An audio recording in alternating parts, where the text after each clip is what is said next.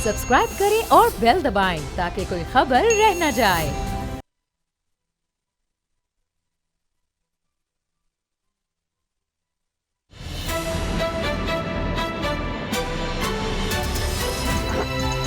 अब पता चला। बिस्मिल्लाहिर्रहमानिर्रहीम, अस्सलाम वालेकुम। मैं हूं मोहम्मद उसामा गाजी और आप देख रहे हैं अब पता चला। आज 10 मुहर्रमुल हराम है, यौम आशूर है, दिल गम से चूर है। करबला में ख़ानदान रसूलुल्लाह सल्लल्लाहु अलैहि वसल्लम पर जो क़यामत तोड़ी गई उसका तसव्वुर ही रूह को तड़पा देता है। इतनी सदियाँ गुजर गईं लेकिन गम ताज़ा है। क्यों? क्योंकि यौम आशूर पर करबला से मिलने वाला पैगाम आफाकी है, ज़मानो मकान की क़ैद से आज़ाद। इसीलिए जिगर गोशाए बतूल नवासा रसूल सैयदुश्शुहदा इमाम अली मकाम का नाम दुनिया के कोने कोने में गूंज रहा है। और यजीद पलीद का नाम लेवा कोई नहीं। लाखों करोड़ों दिल गमे हुसैन में तड़प रहे हैं। लाखों करोड़ों अरबों दुरूद व सलाम हो उस ज़ात पर कि गुलशने नबूवत का वो फूल कि जिनके नाना अल्लाह के आखिरी रसूल, वही इमाम ज़माना जिनकी वालिदा सैयदुन्निसा अहलुल जन्ना, वो जरी किरदार जिनके वालिद असदुल्लाह शेर खुदा हैदर कर्रार, जिनका नाम हुसैन, जिनकी कुन्नियत अबू अब्दुल्ला, अलकाब मुबारका रेहाना रसूलुल्लाह, सैयद शबाब अहले जन्ना, जिन्हें रशीद का लक़ब मिला, तैयब कहा गया, अज़्ज़की, अस-सैयद और अल-मुबारक के नाम से पुकारा गया।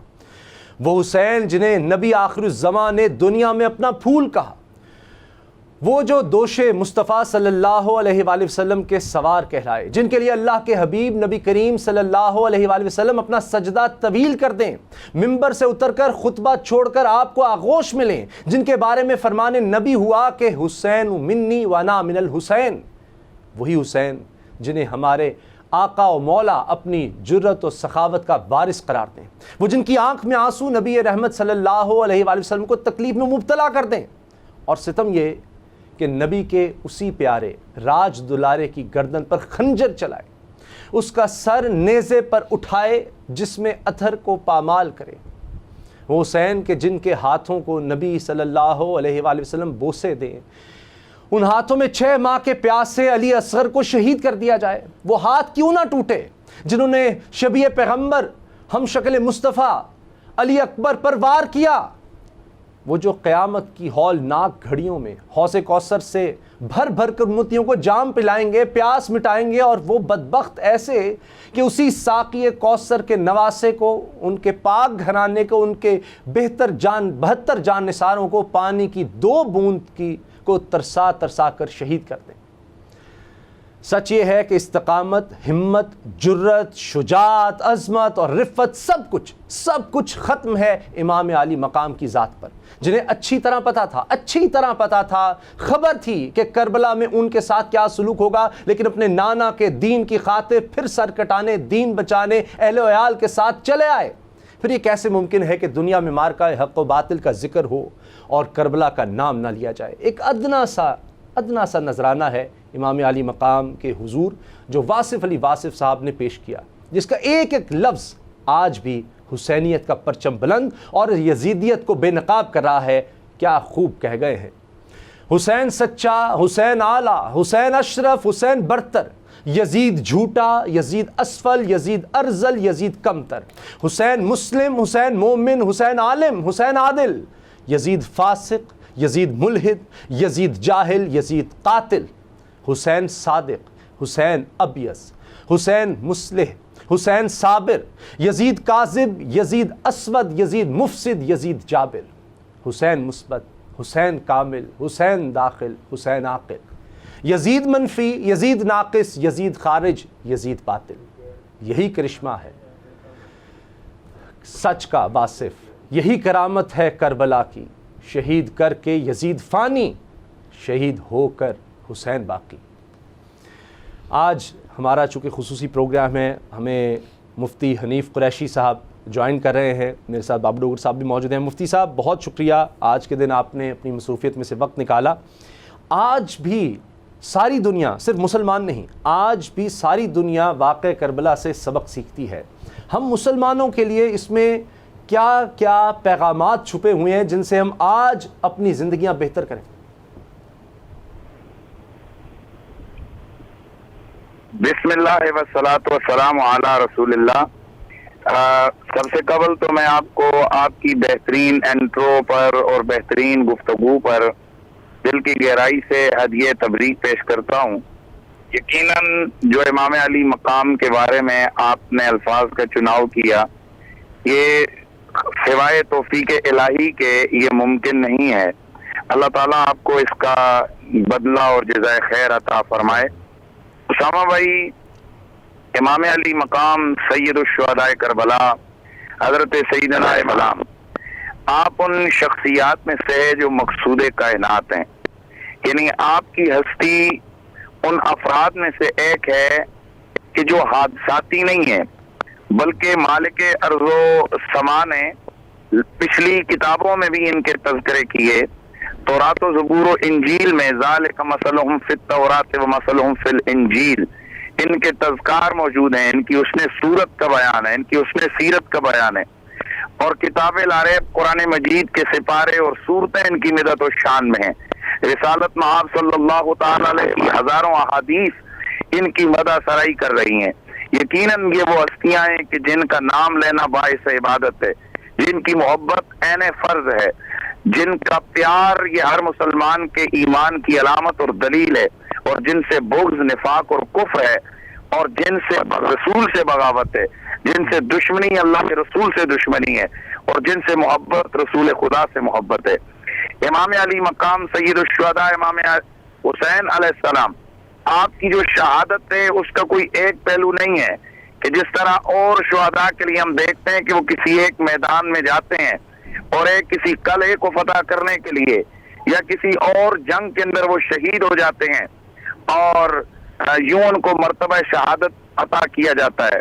حسین شہید اعظم ہے کیونکہ آپ کی شہادت کے ساتھ بہت ساری چیزوں کی، حسین صبر کا استعارہ، حسین عظیمت کا استعارہ، حسین باطل اور کفر کے خلاف تحریک اٹھانے والوں کے لیے نمونہ حیات۔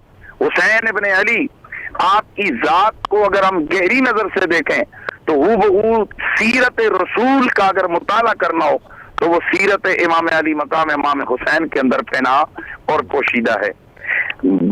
واقعہ کربلا یہ صرف ایک جنگ کا واقعہ نہیں ہے، جس طرح بعض لوگ کہہ دیتے ہیں کہ بس امام پاک گھر سے نکلے اور وہ سے نکل کر مکہ شریف گئے، مکہ سے نکل کر جانب کوفہ عازم سفر ہوئے اور کربلا کے میدان پر ان کا مڑ بہل ہوا اور جنگ ہوئی اور یوں امام علی مقام اپنے رفقا کے ساتھ شہید ہو گئے۔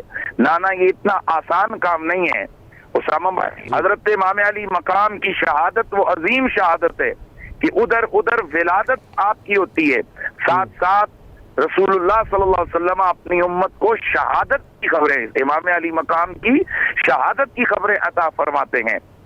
اور ذخیرہ حدیث کو اٹھا کر دیکھیے، اہل سنت و جماعت کے متون کے اندر، ہماری حدیث مبارکہ کی کتابوں کے اندر ہے کہ رسالت محب صلی اللہ علیہ وسلم نے پیشن گوئیاں فرمائیں، پہلے سے میرے نبی رحمت نے بتا دیا، جگہ کا بتایا، اور پھر ان حالات و واقعات کو بتایا، اور پھر امام علی مقام کی عزت فضیلت کو رسول اللہ نے بیان فرمایا۔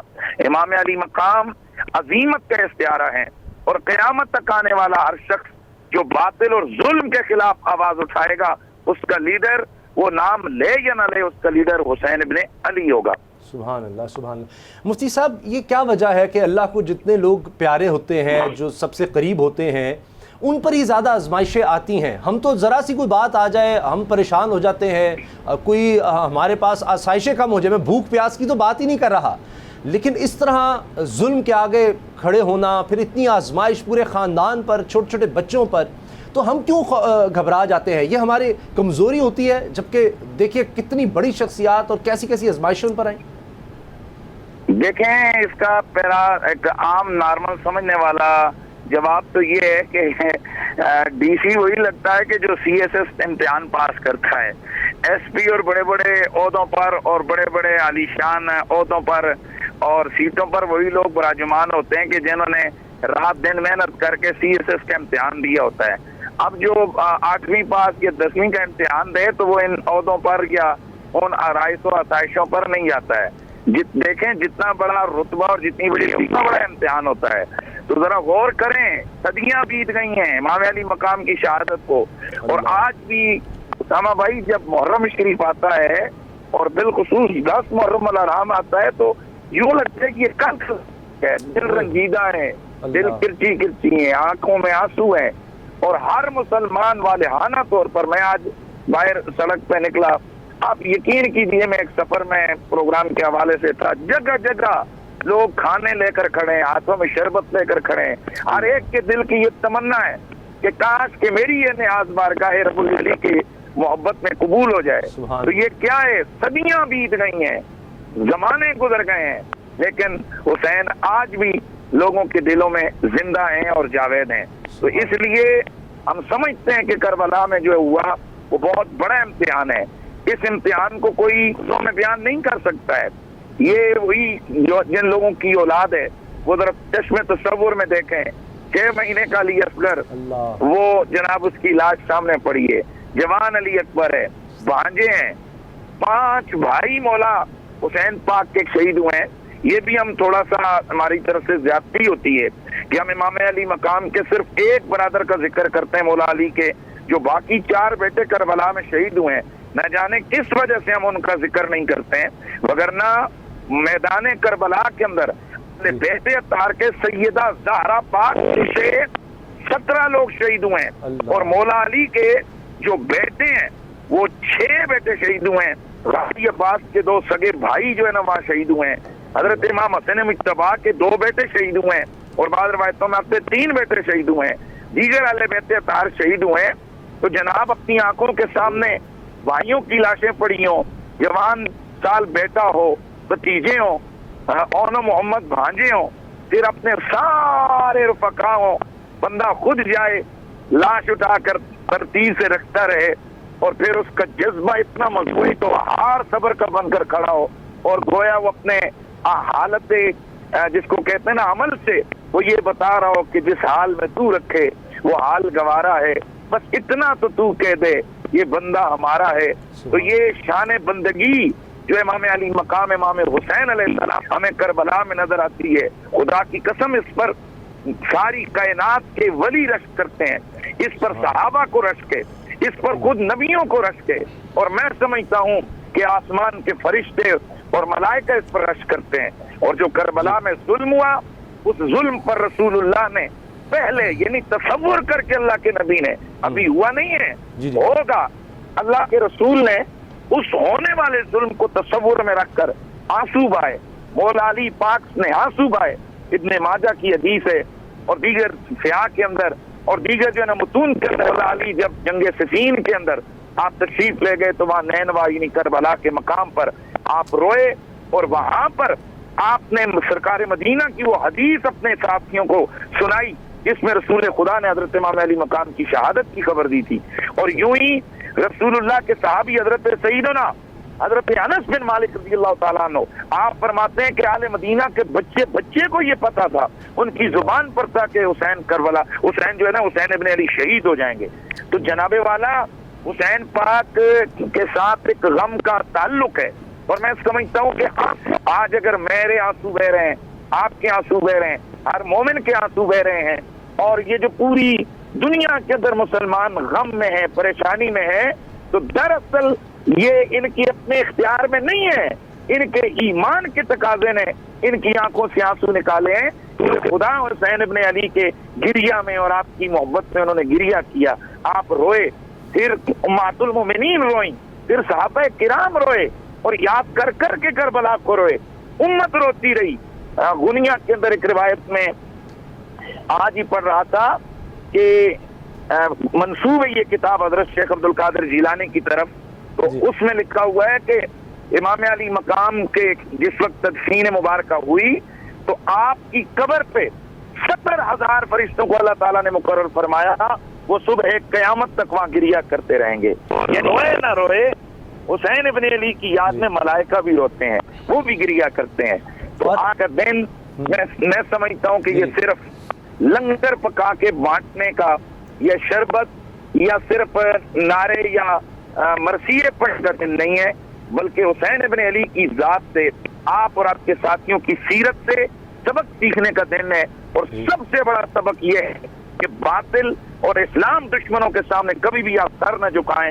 عظیمت کی راہ پر جب بھی کبھی کوئی چلے گا اس کا سربراہ اور اس کا سالار قافلہ حسین ابن علی ہوگا. جی بابر ڈاکٹر صاحب، غلام مرتضیٰ صاحب نے مجھے جوائن کیا ہے ہمارے مفتی سامنے. حنیف قریشی صاحب، سر آپ نے بجا فرمایا کہ حسینیت جو ہے وہ یہی ہے کہ حق کے لیے کھڑے ہو جانا، باطل کے خلاف ڈٹ جانا، گردن کٹوا دینا، لیکن حق کے لیے پیچھے نہیں ہٹنا.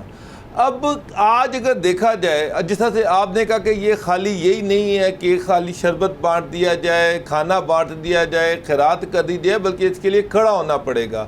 آج ساری دنیا کے مسلمان آپ دیکھ لیں، کشمیر کے مسلمان جو ہیں وہ بیچارے، ان پہ ظلم ہو رہا ہے، ہندوستان میں مسلمانوں پہ ظلم ہو رہا ہے، شام میں دیکھ لیں، عراق میں دیکھ لیں، مصر میں دیکھ لیں، ایون پاکستان میں مسلمانوں کے حالات دیکھ لیں.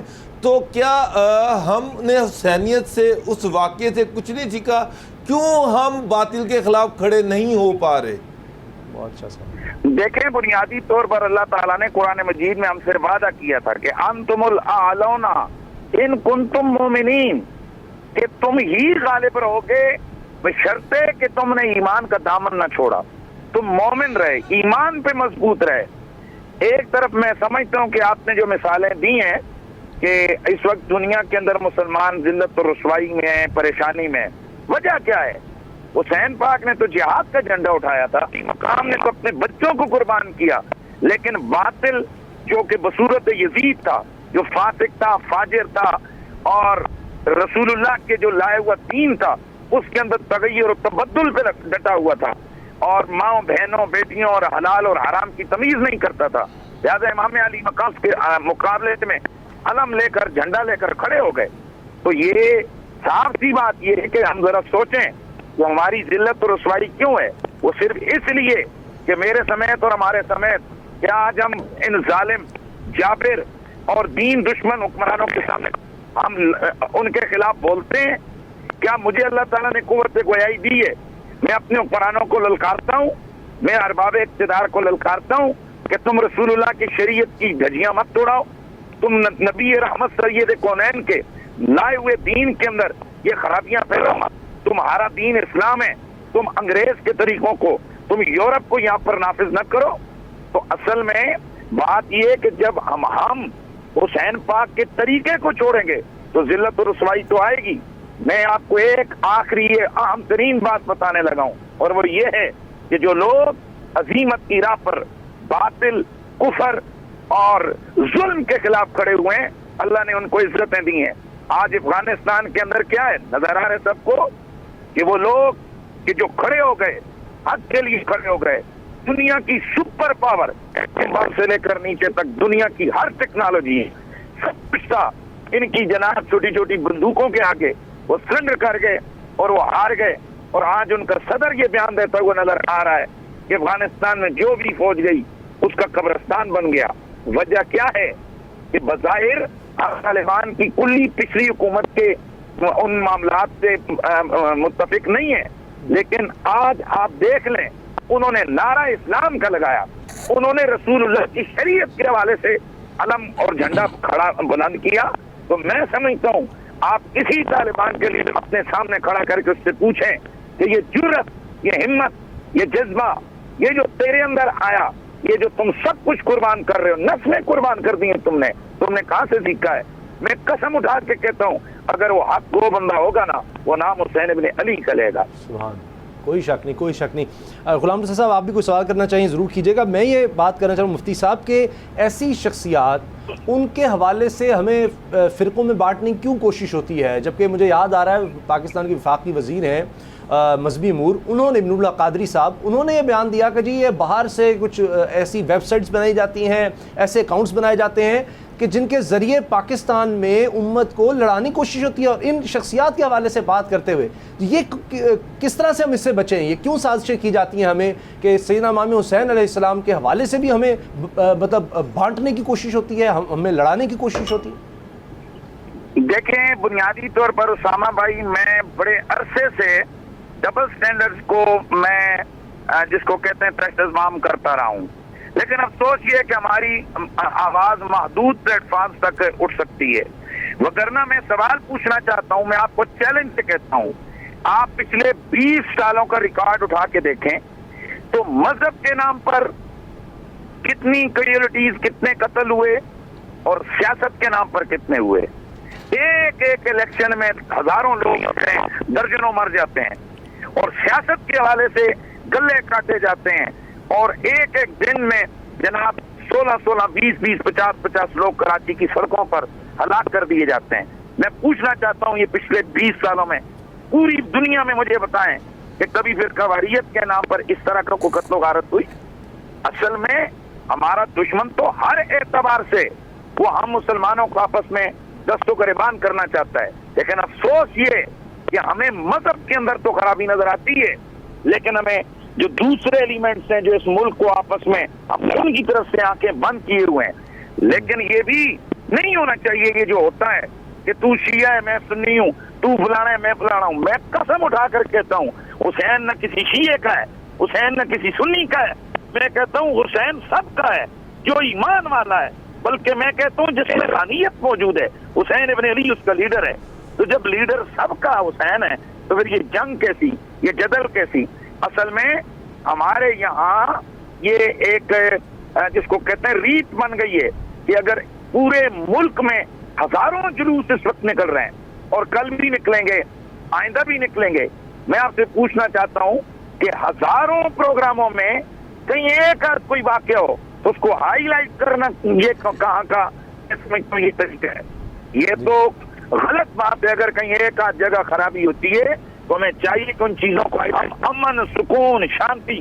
میں آپ کو بتاتا ہوں ہمارے پنڈی میں اور دیگر جگہ پر سنی, شیعہ, دیوبندی, بابی سارے مسلک والے اکٹھے چل رہے ہوتے ہیں اور وہ یہ پیغام دیتے ہیں کہ بھائی یہ سڑکیں, میرا بڑا مشہور جملہ ہے, اگر سڑک پر میلاد کا جلوس نکلے زندہ باد, اگر سڑک پر کوئی یاد حسین میں جلوس نکال رہا ہے تو ہم اس کو کیسے روک سکتے ہیں؟ کیونکہ یہ سڑک سب کی ہے.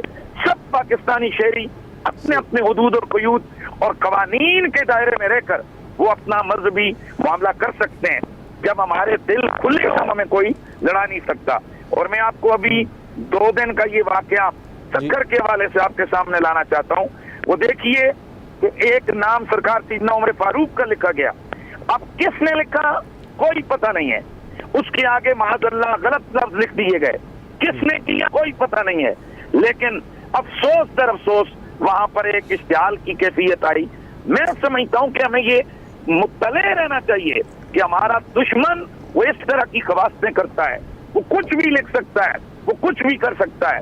ایسے موقع پر ذمہ دار جو علماء کرام ہیں, اس طرح میں سمجھتا ہوں کہ سکر میں علماء کرام جس طرح مفتی چمن زمان اور دیگر جتنے دوسرے مسلک شیعہ مسلک کے بھی ذمہ داروں نے اور ادھر سے بھی سنی علماء نے بھی مل کر وہاں کردار ادا کیا, اگر اس طرح کا کردار پورے ملک کے علماء ادا کرنا شروع کر دیں تو میں سمجھتا ہوں ہمیں کوئی لڑا سکتا ہے. جی مفتی صاحب ہمارے ساتھ رہیے گا, مجھے بریک لینی ہے اور ہم گفتگو کے سلسلے کو یہیں سے دوبارہ شروع کریں گے.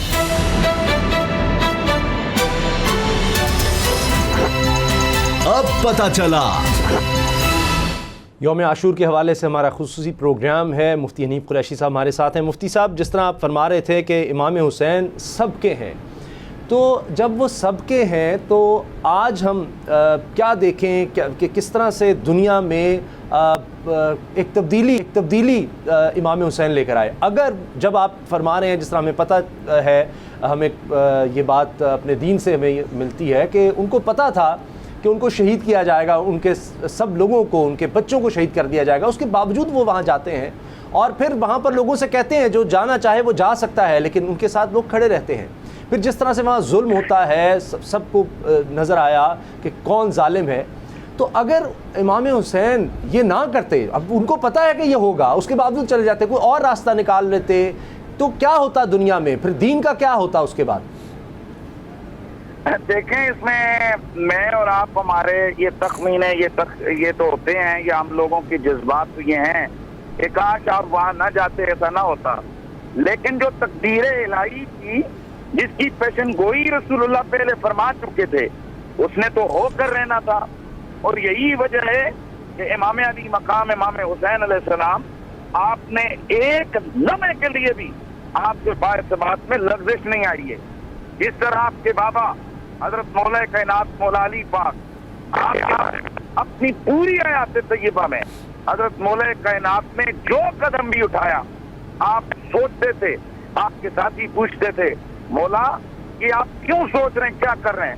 آپ فرماتے تھے میں سوچ رہا ہوں کہ اس بارے میں مجھے رسول خدا نے کیا بتایا ہے. یعنی حضرت مولا علی کی پوری حیات طیبہ میں جو کچھ ہوا, آپ اگر کسی کے ساتھ سلوک کر رہے ہیں, کسی سے جنگ کر رہے ہیں, اگر کوئی اور فیصلے کر رہے ہیں, ان کے پیچھے رسول خدا کی بتائی ہوئی پیشن گوئیاں ہیں. اسی طرح امام علی مقام اور اس کے رفقا جو کیے گئے, رسول خدا نے ان مقتولین کی عزت و عظمت کو بھی بیان کیا اور ان کے قاتلین کی اور ان کی کو بھی رسول خدا نے اپنی زبان سے سب سے بیان کر دی ہے. لہذا ہم ہیں رسول اللہ سے پیار کرنے والے. ہمارا جی اچھا, بڑی خوبصورت گفتگو ہو رہی ہے. مفتی حنیف قریشی صاحب کی لائن میں کچھ پرابلم ہے, ہم کوشش کر رہے ہیں کہ ان سے دوبارہ رابطہ کر کے گفتگو کے سلسلے کو دوبارہ وہیں سے شروع کریں. اور جس طرح بابر ڈوگر صاحب آپ نے بڑی اچھی بات کہی کہ یہ کیا وجہ ہے کہ آج ہم مسلمان تعداد میں کم نہیں ہیں, طاقت میں بھی اگر دیکھیں کم نہیں ہے, وسائل میں بھی کم نہیں ہے, لیکن پھر بھی ذلیل و رسوا ہم دیکھتے ہیں کہ ہر جگہ پر جو آتا ہے وہ ظلم جبر کر کے نکل جاتا ہے, اور ان کو پتہ ہے کہ یہ تو آگے سے کوئی بولیں گے نہیں. اور بڑی اچھی مثال آج اگر افغانستان کی دی جاتی ہے, لوگ بہت سی باتیں کر سکتے ہیں, لیکن ایک بات تو طے ہے کہ اگر کوئی قوم کھڑی ہو جائے تو پھر جتنا مرضی کوئی جبر کر لے, ظلم کر لے, وہ رات ختم ہوتی ہے. تو اس کا مطلب ہے آج ہم چونکہ اکٹھے ہی نہیں ہیں, جتنے بھی مسلمان 57 ممالک کہے جاتے ہیں, کبھی کہیں ظلم ہوتا ہے اس طرح سے آواز نہیں اٹھاتے, کہیں بس کنڈیم کر دیتے ہیں, کھڑے نہیں ہوتے. جو آپ نے بات کہی تھی کھڑے ہونا, سما صاحب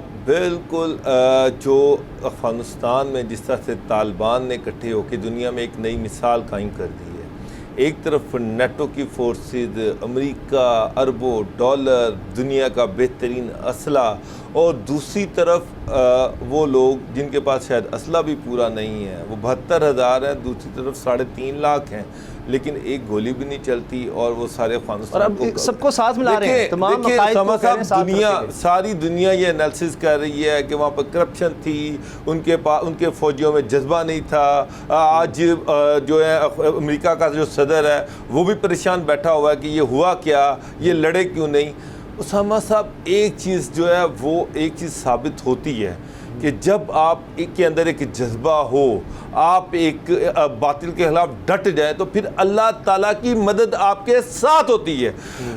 اس ایشو میں طالبان کے ساتھ اللہ تعالیٰ کی مدد شامل تھی, اسی لیے تو آگے سے گولی نہیں چلی. اللہ تعالیٰ دلوں میں ایسی چیز ڈال دیتا ہے کہ اگلے دوسرے کہتے ہیں کہ جناب ہم نہیں لڑیں گے, وہ پیچھے ہٹ جاتے ہیں. یہ ایک واضح مثال ہے.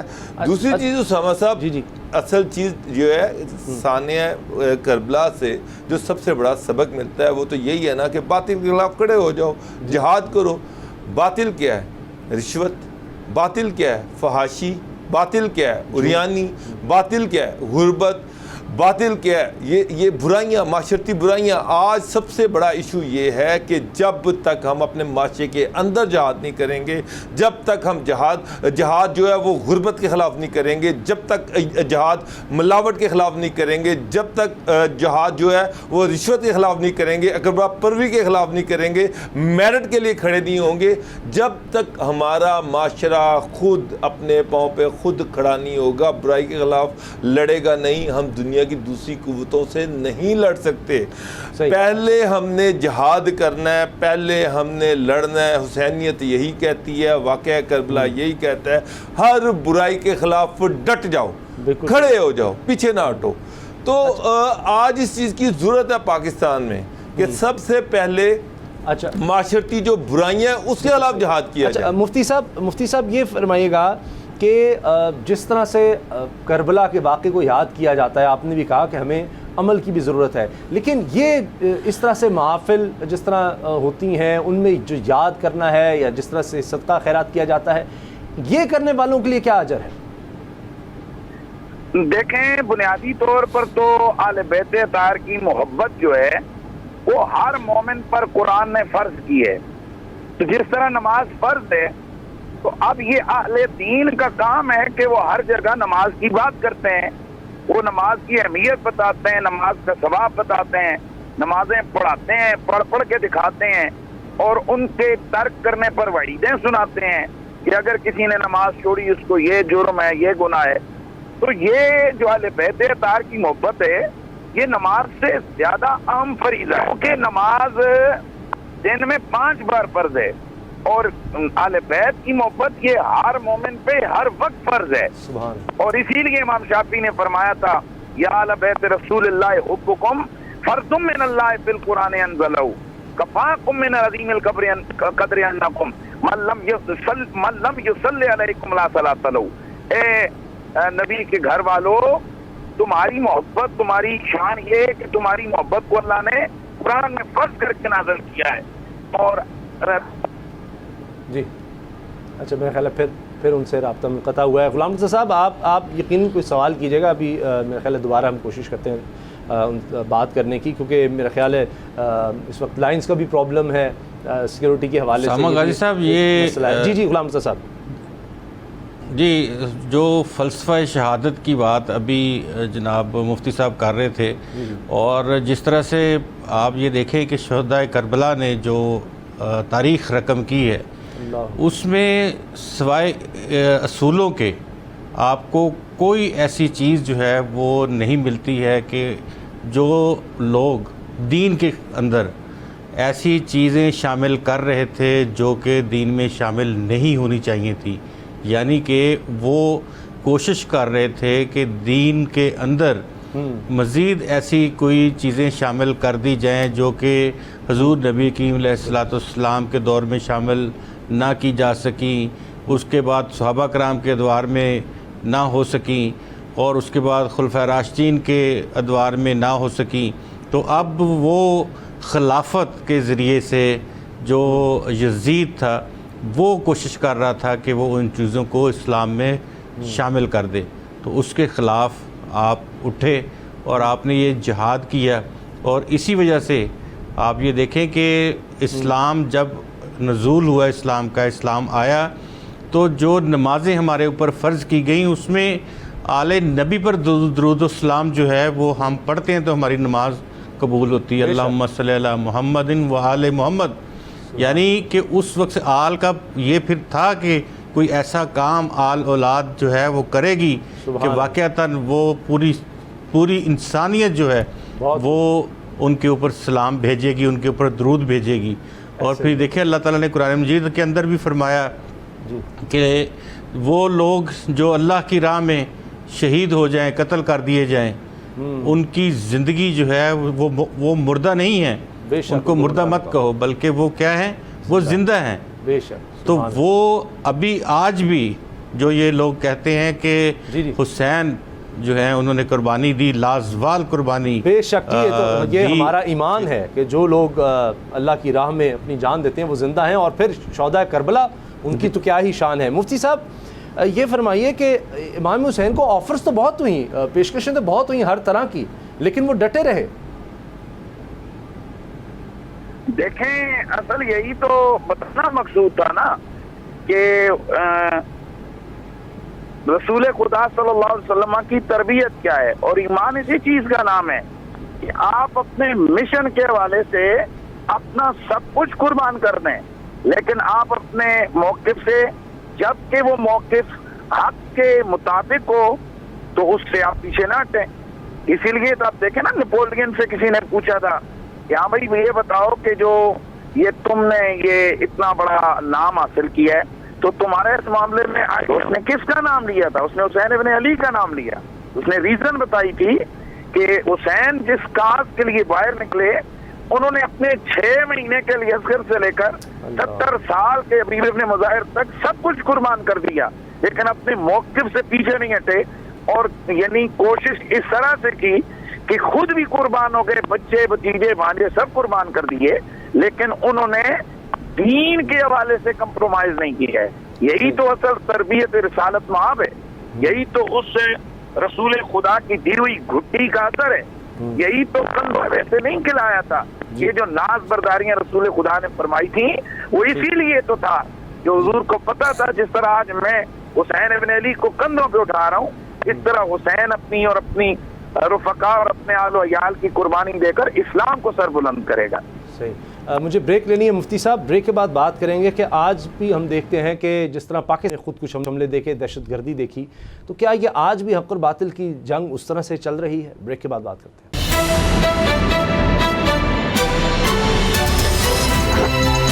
اب پتہ چلا. حق اور باطل میں فرق ہو گیا, صاف نظر آ گیا واقعہ کربلا کے بعد. ایسے لوگ بھی تھے جو خود کو مسلمان کہتے تھے لیکن پتہ چل گیا کہ اصل مسلمان کون ہے, اصل مومن کون ہے. مفتی حنیف قریشی صاحب, کیا آج بھی ہم دیکھتے ہیں, ابھی حال کا اگر واقعہ لے لیں, داسو ڈیم ٹیم پر حملہ ہوتا ہے, خودکش حملہ اس کو قرار دیا جاتا ہے, تو آج بھی کچھ لوگ ایسے ہیں جو دین کا نام لیتے ہیں, خود کو مسلمان کہتے ہیں لیکن مسلمانوں کو ہی قتل کرتے ہیں, بلکہ قتل عام کرتے ہیں. تو یہ کیا یہ اسی طرح سے یہ حق اور باطل کی جنگ یہ آج بھی جاری ہے؟ دیکھیں, بنیادی طور پر تو یہ بات ہمارے ذہن میں رہنی چاہیے کہ اسلام کے جملہ قوانین اور قیود اور حدود وہی ہیں اور وہی قابل قبول ہیں جو رسالت مآب صلی اللہ علیہ وسلم اپنے دور میں لے آئے اور بیان فرما گئے. اب کسی اجتہاد کے ساتھ آپ کسی جو ہے نا قتل و غارت کا وہ سلسلہ نہیں رکھ سکتے. جن لوگوں کے خلاف رسول خدا نے اعلان جنگ کیا, اللہ اور اس کے رسول کی شریعت نے اعلان جنگ کیا, ان کے خلاف ہماری جنگ ہونا یہ عین تقاضۂ دین اور تقاضۂ اسلام ہے.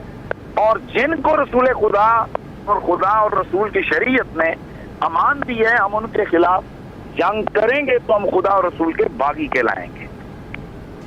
اور مفتی صاحب, یہ ہم دیکھتے ہیں ان دنوں میں ہم نظر نیاز دیکھتے ہیں, ایصال ثواب کیا جاتا ہے, بڑا اہتمام کیا جاتا ہے. ہم ان دنوں میں ملاوٹ نہیں دیکھیں گے, ان چیزوں میں ملاوٹ نہیں ہوگی, بلکہ لوگ کہیں گے جی آپ ہمارے پاس آئیں, ہم آپ کی خدمت کرتے ہیں, اس میں ملاوٹ نہیں. اس طرح ہم نے چند دن مسلمانوں نے رکھ لی ہیں, جیسے اس دن ملاوٹ نہیں ہوگی, اس دن جھوٹ نہیں, اس دن فریب نہیں, رمضان مبارک آ جائے, محرم الحرام کے دن آ جائیں, تو بعد میں ہم پر یہ اثرات کیوں نہیں رہتے؟ یہ بھائی چارہ, یہ تحمل, یہ اس طرح سے عبادت کے ساتھ دل جڑنا, یہ صرف ان دنوں میں کیوں, باقی دنوں میں کیوں ختم ہو جاتا ہے؟ جبکہ ہم تو دیکھتے ہیں کہ اس حالت میں بھی کربلا میں جانا بھوک پیاس اور اس طرح جبر ہے اور شہید کیا جا رہا ہے, وہاں بھی نمازوں کو نہیں بھولا جاتا.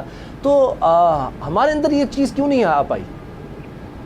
یہ دیکھیں, یہ کمزوری تو بہرحال ہمارے اندر ہے, لیکن میں اس کا ایک اور ایکسپلین کرنا چاہوں گا کہ دیکھیں, ہم پاکستانی پورا سال ہی ہوتے ہیں, تو سوال یہ پیدا ہوتا ہے کہ 14 اگست آتا ہے اس وقت ہمیں کیوں جھنڈے یاد آتے ہیں؟ اصل میں بعض ایام ایسے ہوتے ہیں کہ جو انسان کو اللہ اور اس کے رسول اور اللہ کے رسول کے پیاروں کی یاد دلاتے ہیں. اور مسلمان جو ہے نا ان دنوں میں خاص کر اہم جس کو کہتے ہیں اہمیت کے ساتھ وہ عبادات کو بجا لاتے ہیں. تو ویسے تو سارے ہی لوگوں کو نماز پڑھنی چاہیے, یقیناً سارے لوگ سارا سال نماز پڑھتے ہیں, لیکن ان دنوں میں یہ رمضان شریف میں اس لیے ان عبادات کا زیادہ سلسلہ ہوتا ہے کہ آپ دیکھیں نا کہ محرم شریف کے اندر آداب, اس مہینے کے آداب میں آپ لوگ میڈیا والے آپ یہاں گانا باجا اور یہ چیزیں اور ڈرامے اور اس قسم کی چیزوں کو آپ بند کر دیتے ہیں. کیا باقی سارا سال یہاں پاکستان نہیں ہے, اسلام نہیں ہے, مسلمان نہیں ہے؟ اس کی وجہ یہ میں تو اکثر کہا کرتا ہوں, غنیمت سمجھے کہ چلو یار کبھی تو مسلمانوں کو جو ہے نا خدا کا دین یاد آتا ہے, کسی وقت تو اللہ اور اس کا رسول یاد آتا ہے. تو بہرحال میں آپ کی بات سے اتفاق کر رہا ہوں, وقت مسلمان ہے, ہر دن مسلمان ہے, ہمیں ہر وقت کفر ظلم کے خلاف بولنا ہے, ہمیں ہر وقت اللہ کی عبادت کرنی ہے, ہمیں ہر وقت رسول خدا کی بتائی ہوئی شریعت اور بتائے ہوئے طریقوں کو فالو کرنا ہے. یہ کوئی خاص ٹائم نہیں ہے بلکہ ہر وقت کے لیے ہم پر لازم ہے. اچھا, اور بہت سے لوگ یہ پوچھتے ہیں جس طرح یہ گھڑیاں بڑی اہم ہیں, تو کیا ان دنوں میں کیا کرنا چاہیے, کس سوچ کے ساتھ عبادت کرنی چاہیے, کس طرح سے یاد کیا جائے شہداء کربلا کو, کیا کچھ کرنا چاہیے بحیثیت مسلمان ہمیں؟ دیکھیں, میں اس سلسلے میں بڑی دو عام باتیں کروں گا. ایک تو یہ کہ ہم جو آج ہم کر رہے ہیں, جلوس ہو رہے ہیں, ان کی یاد میں سبیلیں لگ رہی ہیں, پروگرامز ہو رہے ہیں ان کے, جس طرح آپ بھی ماشاءاللہ دیکھیں اس وقت پروگرام کر رہے ہیں ان کی یاد میں, یہ تو ان کو خراج تحسین ہے جو انہوں نے کام کیا. اور میں ایک جملہ بولا کرتا ہوں اسامہ بھائی جی کہ کربلا والوں نے جو کارنامہ سر انجام دیا اور جو کربلا والوں پر ظلم ہوا، ان کے کارنامے کی گونج بھی قیامت تک رہے گی، جو ظلم ہوا اس کا احتجاج بھی قیامت تک ہوتا رہے گا۔ بنیادی طور پر یہ جو جلسے ہیں، یہ جلوس ہیں، یہ سب کیا ہے؟ یہ ان مظلوموں کے اوپر ڈھائے جانے والے ظلم کے خلاف صدائے احتجاج ہے، جو ہر مسلمان رسول اللہ سے محبت کرنے والا قیامت تک یزید اور یزیدیوں پر لعنت بھیج اس احتجاج کو وہ کرتا رہے گا۔ اب رہ گیا یہ کہ ہم ان دنوں میں کیا کریں اور ہم کیا کر سکتے ہیں۔ میں تو اکثر یہ کہتا ہوں کہ ہم اگر ایصال ثواب کریں گے، تحفہ بھیجیں گے شہداء کربلا کے لیے، اور اگر وہ ہمارے اس تحفے کو قبول کر لیں تو اللہ اکبر، انہیں تو شاید ضرورت نہیں ہے لیکن ہمارا مقدر بنے گا۔ جس طرح اگر ایک وزیر اعظم کو ایک اجرک پیش کر دی جائے، وزیر اعظم کو کیا لگے اجرک کے ساتھ، لیکن جو اجرک کی قبول کر لے نا وہ، تو اس کی تصویریں پوری دنیا کے میڈیا پہ آتی ہیں کہ جی یہ فلاں بندے کی اجرک وزیر اعظم کے گلے میں آئی۔ یوں ہی آل بیت اطہار وہ تو عظمتوں کے وہ مینار، عظمتوں کے ان اونچے دریچوں پر وہ موجود ہیں کہ جہاں پر ہماری عقل، ہماری فہم و فراست کا جو ہے نا وہ پرندہ زندگی ساری اڑتا رہے تو وہاں تک پہنچ نہیں سکتا۔ تو میں یہ کہتا ہوں کہ ان کو تو ضرورت نہیں، لیکن ہماری یہ محبتوں کا اظہار ہے، اگر وہ قبول ہو جائے یہ ایصال ثواب تو میں سمجھتا ہوں یہ بہت بڑی بات ہے۔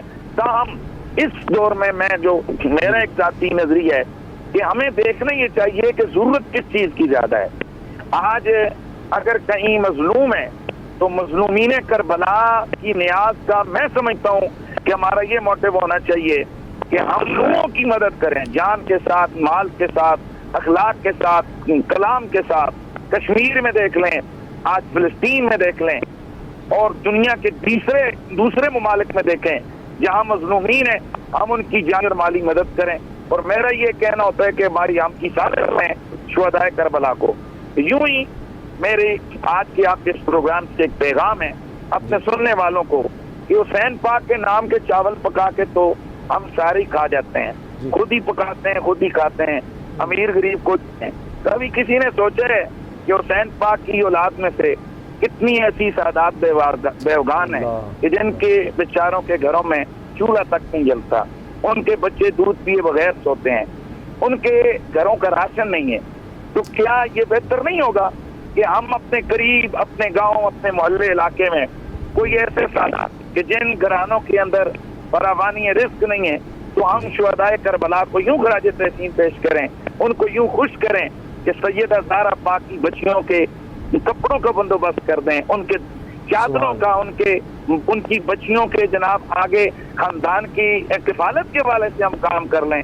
مجھے یہ نہیں سمجھ آ رہی ہے کہ لاکھوں کروڑوں روپے کی دیگیں ہم خود پکاتے ہیں، خود کھا جاتے ہیں، سہن و سہن کرتے ہیں۔ بھائی خود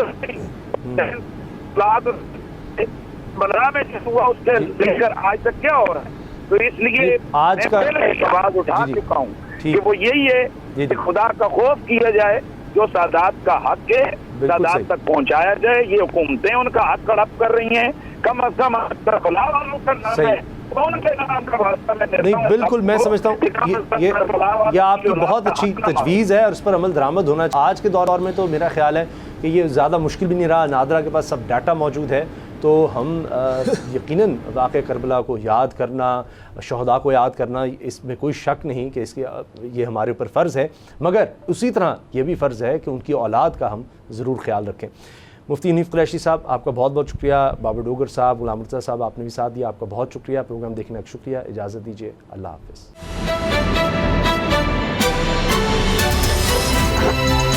اب پتہ چلا، سبسکرائب کریں اور بیل دبائیں تاکہ کوئی خبر رہ نہ جائے۔